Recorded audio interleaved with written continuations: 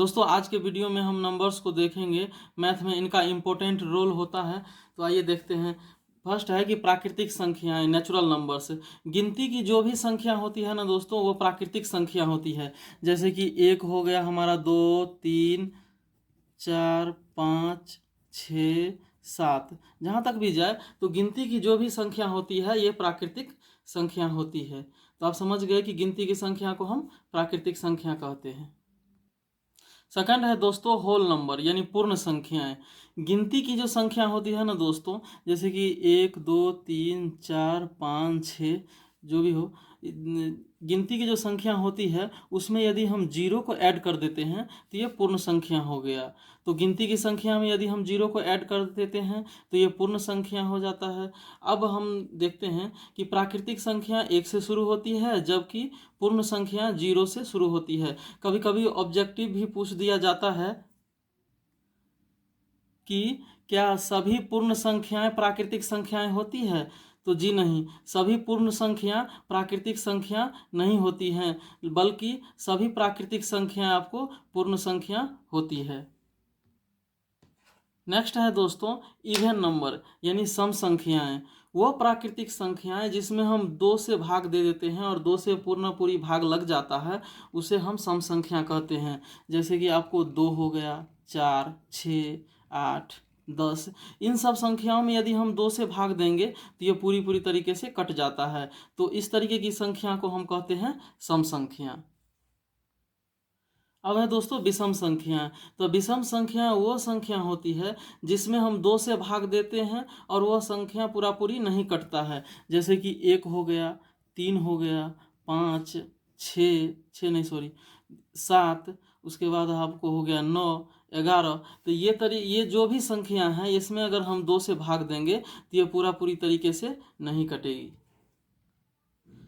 तो एक बार रिकॉल कर लेते हैं दोस्तों। सम संख्या वह संख्या होती है जिसमें अगर हम 2 से भाग दें तो ये पूरी तरीके से कट जाती है, जबकि विषम संख्या वो संख्या होती है जिसमें यदि हम 2 से भाग देते हैं तो ये पूरी तरीके से नहीं कटती है।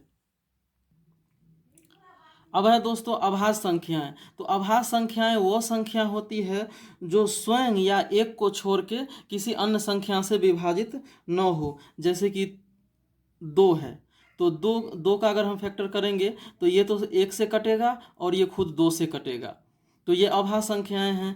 3 हो गया, 3 को अगर हम करेंगे तो ये भी 1 से कटेगा और 3 से कटेगा। तो वह संख्याएं जो एक या अपने के अलावा किसी और संख्या से विभाजित न हो उसे हम अभाज्य संख्याएं कहते हैं। इस संख्याओं को दोस्तों रूढ़ संख्याएं भी कहते हैं। अभाज्य संख्या को आप अन्य उदाहरण से भी समझ सकते हैं। जैसे कि 5 हो गया, तो 5 का हम फैक्टर करेंगे तो ये हो गया 1 से कटेगा और ये खुद 5 से कटेगा, तो ये भी अभाज्य संख्या है। 7 हो गया, तो 7 भी जो है दोस्तों ये खुद से कटेगा और 1 से कटेगा, ये 1 से भी कटेगा और खुद से कटेगा, तो ये भी अभाज्य संख्या है। अगर हम 8 को देखते हैं तो 8 का फैक्टर अगर हम निकालते हैं तो 8 का फैक्टर ये 2 से कटेगा, 1 से कटेगा और ये 4 से भी कटेगा। तो क्या ये अभाज्य संख्या है? ये अभाज्य संख्या नहीं है। नेक्स्ट है भाज्य संख्याएं। तो भाज्य संख्याएं वो संख्या होती है जो खुद और एक के अलावा किसी तीसरी संख्या से भी कटे, अर्थात भाज्य संख्याओं का 2 से अधिक गुणनखंड होता है। जैसे कि हम देखते हैं कि 4, तो 4 हो गया दोस्तों, तो 4 जो है ये 1 से कटेगा, ये जो है सो 2 से कटेगा और ये खुद 4 से भी कटेगा। जैसे 6 हो गया, तो 6 का अगर हम फैक्टर करते हैं तो ये 2 से भी कटेगा, ये 3 से भी कटेगा और यह 1 से भी कटेगा। तो क्या ये भाज्य संख्या है? हाँ, ये भाज्य संख्या है। अगर हम 5 को देख लेते हैं तो 5 1 से कटेगा और ये 5 से कटेगा, तो अर्थात ये भाज्य संख्याएं नहीं हैं। अगर हम 8 को देख लेते हैं तो 8 जो है सो 2 से कटेगा, ये 4 से कटेगा और ये 1 से कटेगा और ये खुद 8 से भी कटेगा। तो इसके 2 से अधिक जो है सो भाज्य हैं, अर्थात ये भाज्य संख्याएं हैं। इस तरीके से आप देख सकते हो दोस्तों, अभाज्य संख्याएं में केवल 2 ही फैक्टर होता था, जबकि भाज्य संख्याएं में 2 से अधिक फैक्टर होते हैं।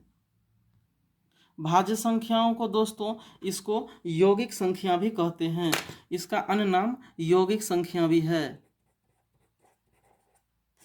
यौगिक संख्याएं। अब जो अगला संख्या है दोस्तों वह पूर्णांक संख्या है।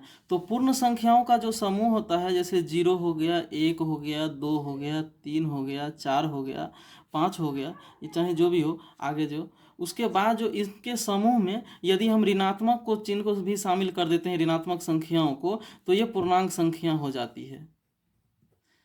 तो अब हम देखें कि पूर्ण संख्याओं के समूह में यदि हम ऋणात्मक संख्या को शामिल कर देते हैं तो ये पूर्णांक संख्या हो जाती है। 0 न तो धनात्मक है दोस्तों और न ही ये ऋणात्मक संख्या है।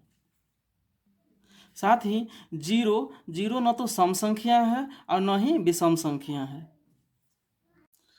नेक्स्ट है हमारा परिमेय संख्याएं। तो वे सभी संख्याएं जिसको हम p बाई क्यू के रूप में लिख सकते हैं, लेकिन q इजकल टू 0 नहीं होना चाहिए। जैसे कि 2/4 है तो ये परिमेय संख्या हो गया। जैसे कि 1/3 है तो ये परिमेय संख्या हो गया।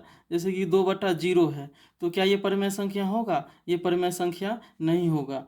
अब 4√3/√3 है तो ये परिमेय संख्या है। अगर हम इससे कटा देते हैं तो ये 4 हो गया और इसके नीचे एक छुपा हुआ है तो ये परिमेय संख्या है।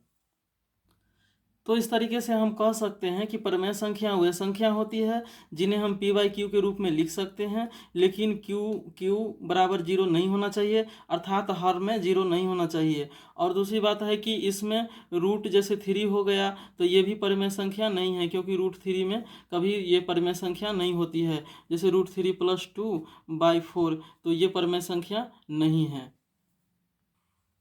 अब नेक्स्ट है हमारा अपरिमेय संख्या। तो अपरिमेय संख्या वह संख्या होती है जिसका हम वर्गमूल निकालने पे परिमेय संख्या के रूप में हम नहीं बदल सकते हैं, या वर्गमूल निकालने पे पूर्ण संख्या नहीं होती है। जैसे कि आपका √2 हो गया तो √2 क्या ये इसका हम वर्गमूल निकाल सकते हैं? इसका वर्गमूल हम नहीं निकाल सकते हैं। √3 हो गया, इसका वर्गमूल निकाल सकते हैं?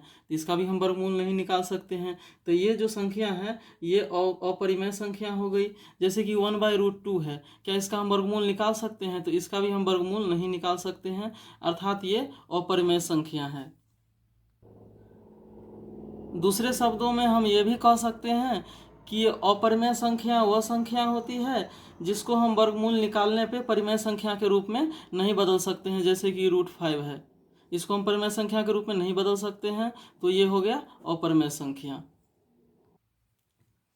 नेक्स्ट है हमारा स्वाभाज्य संख्याएं। तो दोस्तों स्वाभाज्य संख्याएं वो संख्या होती है जिसका जो है सो हम SCF निकालते हैं और SCF 1 आ जाए तो उसको हम स्वाभाज्य संख्याओं का युग्म कहते हैं। जैसे कि हमारा 16 हो गया और 21 हो गया, तो 16 को यदि हम फैक्टर करेंगे तो 16 को एकदम फैक्टर करेंगे तो ये हो जाएगा हमारा 8, फिर 2 से ये हो गया 4, फिर 2 से 1 हो जाएगा, 2 हो जाएगा, और फिर ये 2 से 1 हो जाएगा।